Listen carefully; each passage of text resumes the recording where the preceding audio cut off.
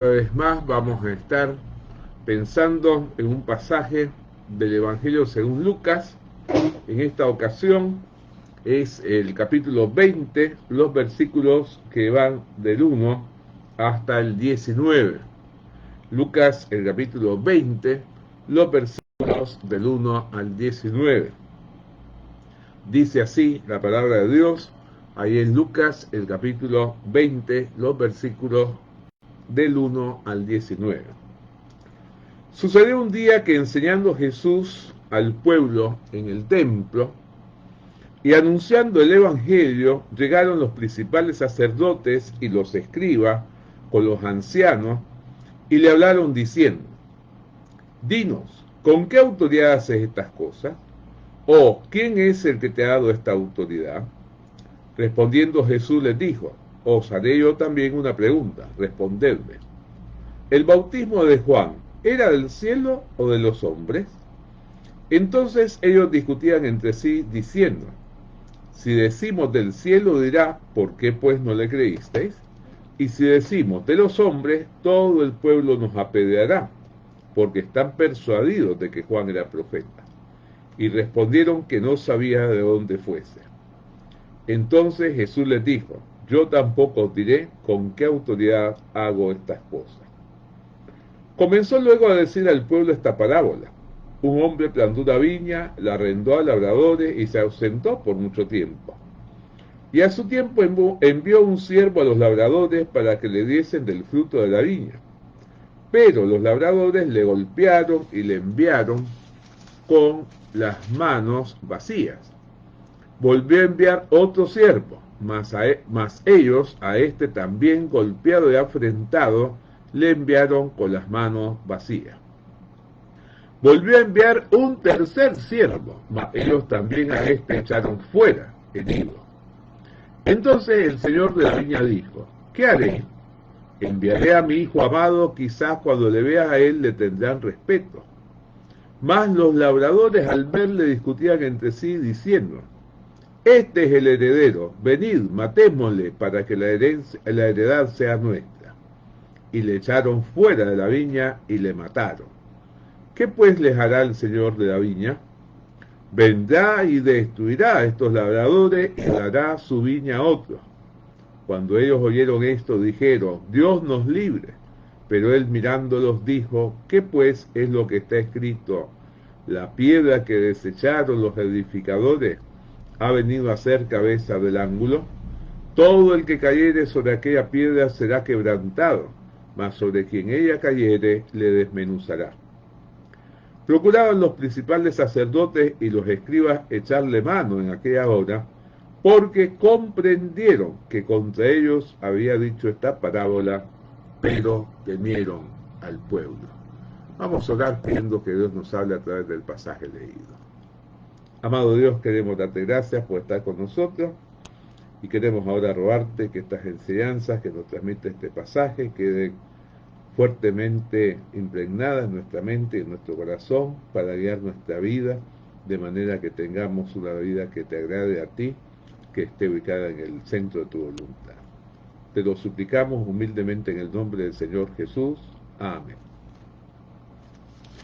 Bien, en esta ocasión comenzamos nuestro estudio de una serie de controversias que tuvo el Señor Jesucristo estando ya en Jerusalén antes de que fuera apresado y muerto. Y en esta ocasión, como hemos leído, capítulo 20, versículos del 1 al 19, Jesús responde a un cuestionamiento sobre su autoridad y lo hace desde dos perspectivas. En primer lugar, con una contrapregunta a los que le habían presentado ese cuestionamiento, ¿no? ¿Cuándo sucedió esto? Versículo 1 nos dice: un día que enseñando Jesús al pueblo en el templo y anunciando el evangelio. Es decir, él estaba ya instalado, como habíamos visto en el último estudio, en el templo como un lugar habitual donde enseñaba, pero acá añade anunciando el evangelio, o sea, anunciando la buena nueva o noticia que él había traído, que conducía a la verdadera salvación. El fin del versículo 1 nos habla acerca de quiénes fueron los cuestionadores. Fueron los principales sacerdotes, junto con los escribas, y aliados a los ancianos, o sea, los dirigentes, los líderes del pueblo, es decir, los tres sectores que conformaban lo que se conoció como Sanedrín. ¿Y cuál fue la pregunta? Le preguntaron a Jesús acerca de su autoridad y cuál era la fuente de la misma, ¿no? Y entonces, ¿qué hace Jesús? Esto lo observamos en el versículo 2. Y en los versículos 3 y 4 observamos la contrapregunta. ¿Qué es lo que les pide Jesús para responderle? Que le respondan acerca de si el bautismo de Juan procedía del cielo o era algo netamente humano. ¿Y cuál fue la reacción?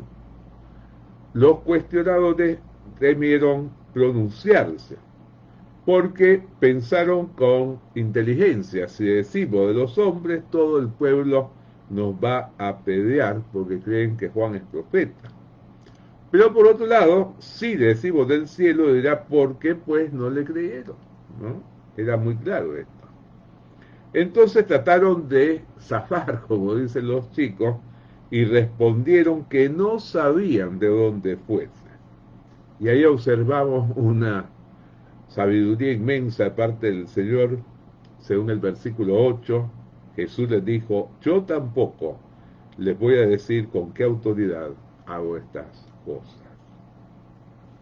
Por otro lado, tenemos una parábola alegórica, o sea que implicaba una alegoría, una serie de metáforas, cada una representaba a cada uno de los personajes mencionados correspondía a alguien al cual se refería. Y en este caso aludía a los cuestionadores. ¿Cómo? Comparándolo implícitamente con unos arrendatarios malvados, unos arrendatarios que habían procedido muy mal. Es lo que observamos en los versículos 9 hasta la primera parte del versículo 16. ¿Qué fue lo que pasó? Como era frecuente en aquel tiempo, dice que un hombre plantó una viña, la arrendó al labrador y se ausentó por mucho tiempo. Pero la viña seguía siendo suya, ¿no? Él había dejado que los labradores la trabajaran, pero parte de lo que ellos obtuvieran era para él. Y entonces los versículos siguientes, los versículos 10 al 12, nos hace ver que a su tiempo él envió a un siervo para que le diesen el fruto de la viña, pero los labradores lo golpearon y lo enviaron con las manos vacías. Bueno, entonces volvió a enviar otro siervo, pero ellos también a este lo golpearon y afrentaron, enviándolo con las manos vacías también. Entonces volvió a enviar un tercer siervo, pero ellos también lo echaron fuera herido, ¿no? Eran terribles estos labradores. Entonces el señor de la villa dijo: ¿qué haré? Enviaré a mi hijo amado, quizás cuando le vean a él le tendrán respeto. Mas los labradores al verle discutían entre sí diciendo: este es el heredero, venid, matémosle para que la heredad sea nuestra.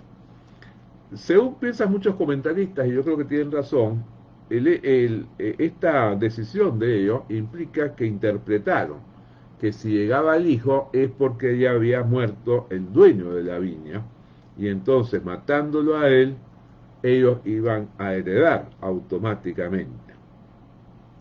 Entonces se pregunta el Señor: ¿qué pues les hará el Señor de la viña?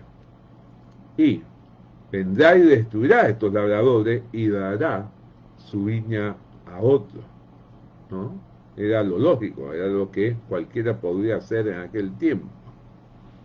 Cuando ellos oyeron esto, dijeron: Dios nos libre. Acá es interesante porque los que estaban escuchando dicen una expresión que emplea el apóstol Pablo cuando le escribe a los romanos, y dice que si para que la gracia sobreabunde vamos a pecar acomodé el lugar con todo, como decimos popularmente, y él usa esta expresión: no llegue a pasar jamás, que no suceda esto. Y acá en nuestra versión Reina Valera dice: Dios nos libre. En la versión popular Dios habla hoy dice: eso jamás, ¿no? En la Biblia de las Américas dice: nunca suceda tal cosa, que es la más apegada a lo que significaba originalmente la expresión. Y en la nueva versión internacional dice: Dios no lo quiera, usando una expresión frecuente en nuestro ambiente, ¿no? Bueno, ¿cómo reacciona Jesús ante esto? Él, mirándolos, dijo: ¿qué pues es lo que está escrito? Y cita él uno de los salmos que se cantaban, que forman parte de un himno que se cantaba durante la cena de la Pascua, como vamos a ver más adelante, que es el Salmo 118, y específicamente citó el versículo 22. La piedra que desecharon los edificadores ha venido a ser cabeza del ángulo, ¿no? Y entonces, para disipar cualquier duda, el Señor hace ver cuál es el sentido que tiene este versículo. Todo el que cayere sobre aquella piedra será quebrantado, mas sobre quien ella cayere le desmenuzará. Como dice la versión popular, Dios habla hoy: cualquiera que caiga sobre esa piedra quedará hecho pedazos, y si la piedra cae sobre alguien, lo hará polvo, ¿no? Es decir, acá el Señor destaca, ¿no?, que dado que todos consideraban este como un salmo mesiánico, el Mesías vendría a juzgaría a aquellos que actuaran mal, y lo peor que podría hacer un ser humano es no reconocerle, no creer en él. Por eso termina el pasaje en el versículo 19 con una información acerca de qué motivó esta interpretación tan clara del Señor acerca del sentido de la parábola. Dice: procuraban los principales sacerdotes y los escribas echarle mano en aquella hora, es decir, tomarlo como un prisionero, porque comprendieron que contra ellos habría dicho esta parábola. Ni lentos ni perezosos, los dirigentes religiosos judíos captaron que el Señor había utilizado esta parábola para contestar el cuestionamiento que le habían hecho a su autoridad. Ellos eran como esos labradores malvados y realmente iban a ser destruidos, como fueron destruidos aquellos. Pero, ¿qué pasaba? Pero temieron al pueblo.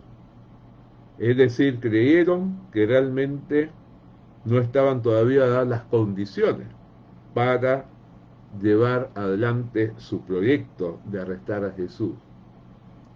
El momento que estaba viviendo Jesús era todavía una enorme popularidad, y entonces ellos no creyeron conveniente el seguir adelante con sus planes de arrestar al Señor Jesucristo. Qué cosa tremenda, ¿no? Como encontramos acá dos grandes cosas contrapuestas. Por un lado, lo mal que actuaron los líderes religiosos judíos, acompañados también por los dirigentes que llamaríamos laicos, los dirigentes laicos del Sanedrín. Y por otro lado, la sabiduría con que el Señor actúa y responde al cuestionamiento que se le había hecho con una contrapregunta que los dejó descolocados, y luego a través de una parábola que ponía en evidencia toda la maldad que había en aquellos hombres. Que Dios nos dé siempre esa sabiduría de saber cómo responder a los ataques que nos hagan los que no son del Señor. Vamos a orar pidiendo que todas las lecciones espirituales que nos ha transmitido este pasaje puedan guiarnos en nuestra vida hoy, mañana y siempre. Padre amado y bendito, gracias por estar con nosotros y gracias por todo lo que nos muestra tu palabra.